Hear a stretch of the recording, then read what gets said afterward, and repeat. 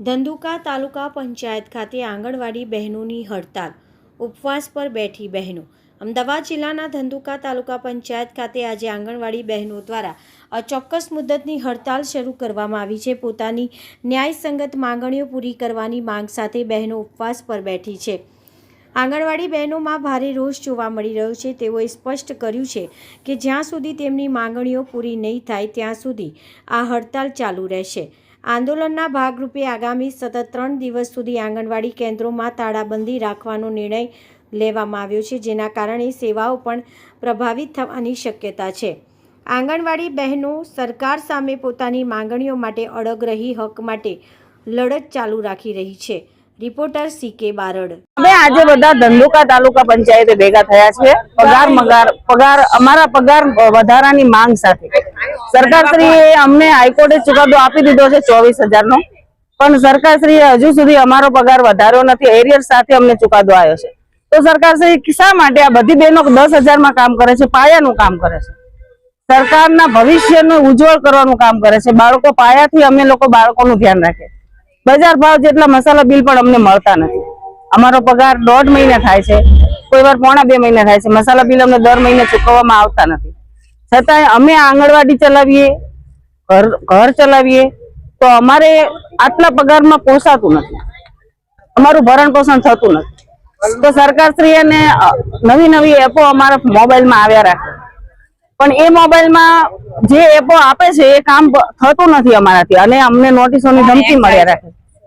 બધી જ એપો આ મોબાઈલમાં આવે છે, પણ એટલી બધી સારી એપો હોતી નથી કે અમે તરત કામ કરી શકીએ। સરકાર જ્યાં સુધી માંગ પૂરી નહીં કરે ત્યાં સુધી અમારું ઉગ્ર આંદોલન રહેશે, તાળાબંધી રહેશે। આજે અમે જો આંગણવાડી ઓફલાઈન ઓનલાઈન બધું કામ બંધ કર્યું છે, અને જ્યાં સુધી અમારું આ આંદોલન, જ્યાં સુધી અમારા પગાર વધારાની માંગ પૂરી નહીં થાય ત્યાં સુધી અમારું આંદોલન શરૂ રહેશે।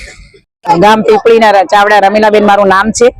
મારી સરકારને એક નમ્ર વિનંતી એવી છે કે જે આ એવીટી અને પોષણ ટેકરમાં જે અમારે ફોટા કેપ્ચર લેવાના આવે છે, એ ફોટા કેપ્ચરમાં બહુ જ વાર લાગે છે। વાલી પણ કંટાળી જાય છે, અને વાલી એમ કહે છે કે બહેનો, આંગણવાડી બહેનો નરી ફોટામાં જ રહે છે, છોકરાઓને કોઈ પૂર્વ પ્રાથમિક શિક્ષણ આપી શકતી નથી। માટે આ બધી એપો બંધ કરો, અને ઓફલાઈન ઓનલાઈન બંને કામગીરી અમારે કરવી પડે છે, એ વ્યાજબી નથી। એ વત્તાનો અમારો પગાર પણ એટલો પણ નથી। અને બીજું કે ઓટીપી અમે સામેવાળા લાભાર્થી જોડે માંગીએ છીએ તો એમના પૈસા ઉપડી જાય છે। ફોન નંબર અમારી પાસે અમને આપતા નથી, અમને આધાર કાર્ડ નથી આપતા, કારણ કે ઘણી બધી બહેનોના પૈસા પણ ઉપડી ગયા છે।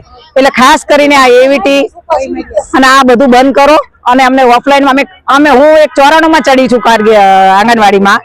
એટલું સરસ કામ થતું હતું, કુપોષણ નહોતું, કઈ નતું। અત્યારે અમારે ફોટા અમે અમારા ઘરના વ્યક્તિને પણ ભૂલી જઈએ છીએ આ ફોટામાં।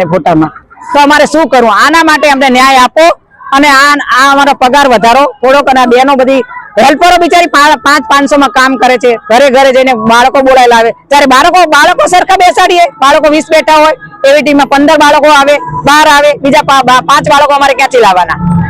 એટલે અમારી માંગ એવી જ છે કે આ બધી એપો બંધ કરો, અમને ઓફલાઈન અથવા ઓનલાઈન એક જ કામ આપો। વંદે માતરમ। મારું નામ ડોડિયા દક્ષાબેન એચ, હું આક્રુસેજામાં આંગણવાડી કાર્યકર તરીકે જોબ કરું છું। અને અમારી માંગ છે કે અમારું હાલનું વેતન છે 10,000, તેમાં અમારું અને હેલ્પર બહેનોનું વેતન છે 5,000, તે કોઈ પણ રીતે આજની મોંઘવારી પ્રમાણે પૂરું થાય તેમ છે જ નહીં। અને બીજું, સરકારની અત્યારે અવનવી જે બધી એપો છે તેમાં કઈ રીતે અમારે કામગીરી ઓફલાઈન ને ઓનલાઈન બે કામગીરી અમારે કરવી પડે છે। અને બીજું, રજીસ્ટર તો એક પણ હોતા નથી અમારી પાસે, સ્ટેશનરી ખર્ચ સરકાર આપતી નથી, તો છતાં પણ અમારે એ સ્ટેશનરી ખર્ચ કરવો પડે છે, અને એના ઉપર અમારે બીજું કોઈ અમે ખર્ચો પણ નથી કરી શકતા કોઈ પણ વર્કર બેન। એટલે આ અમારી મેન। અને માનદ વેતન તો અમારું માનદ વેતન છે, માનદ વેતન હાલો, માનદ વેતન ને માનદ વેતન તમારે વધારો તો કરો। હાઈકોર્ટ નો ઓર્ડર આવ્યો છે, સરકાર કેમ ચૂપ છે?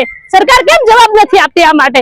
એટલે અમે 3 દિવસની ઓફલાઈન અને ઓનલાઈન કામગીરી બંધ રાખી છે, અને આ અમારી માંગ નહીં સ્વીકારે તો અમે આગળ પણ આવા જ આંદોલન ચાલુ રાખીશું।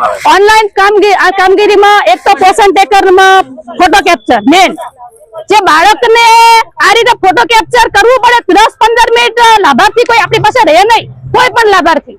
તો લાભાર્થી આવે ફોટો કેપ્ચર કરવી ત્યારે ન આવે, બીજી વાર લાભાર્થીને બોલાવી ફોટો કેપ્ચર, તો કોઈ લાભાર્થી એવું થોડું ફ્રી હોય આપણા માટે। અને બીજું, અમારે બાળકોને મેન અમારે પૂર્વ પ્રાથમિક શિક્ષણ આવે, તો પૂર્વ પ્રાથમિક શિક્ષણ ઉપર ધ્યાન રાખી કે ફોટો કેપ્ચરમાં અમે ધ્યાન રાખી? અમે ધ્યાન ક્યાં રાખી? અને મેન વસ્તુ અત્યારે પૂરક આહાર, અમારે પૂરક આહાર પણ આપવો પડે, તો 2 ટાઈમ નાસ્તા, પૂર્વ પ્રાથમિક શિક્ષણ પણ આપવું, તો અમે ઈ કામગીરી કરીએ કે આ કામગીરી કરે? તો અત્યારે બાળકોનું પોષણ અને શિક્ષણ પણ અમારે જે વિકાસ કરવાનો હોય, અમારી મેન બાળકનું પોષણ સ્તર આવે અને વિકાસ આવે, તો વિકાસ કઈ રીતે બાળકનો થશે? અને આવી રીતે કુપોષણ પણ કઈ રીતે દૂર થશે? સરકાર જો અમારી માંગ નહીં સ્વીકારે તો કેવી? તો 24 કલાકનો કયો તો સાચું સાચું ઓનલાઈન ઓફલાઈન બે કામગીરી છે.